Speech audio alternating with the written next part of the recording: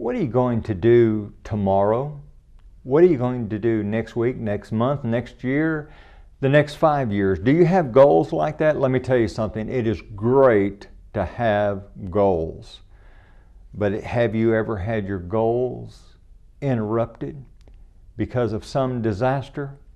Welcome to this, your daily 180 Bible study. We certainly do appreciate you joining us each day, and we hope you'll share this study with your friends. If you're watching on Facebook, hit that share button, and you'd be surprised how much that helps to get the message out.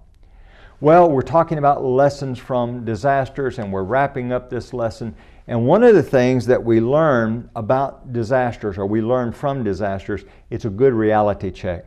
It reminds us that this life is fragile and this life is temporal.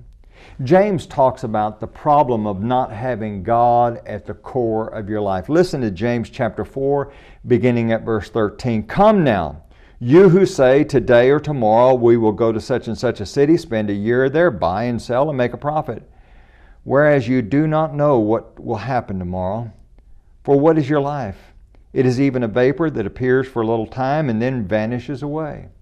Instead, you ought to say, if the Lord wills, we shall live and do this or that.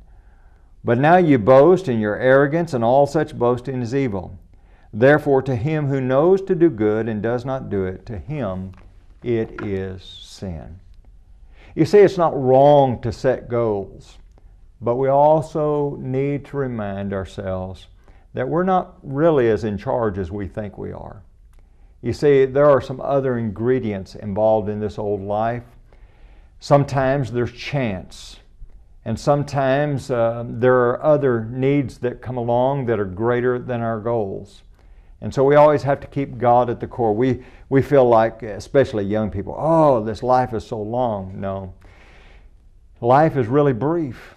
I do funerals for people who are 80 and older than that. Did a funeral for a man who was in his 90s. And you talk to the family that are up in their 80s and 90s, they say, boy, life went by so fast. Because that's true, because life is so fragile, because there are disasters, we must keep God at the core of everything. Join us next week for your Daily 180.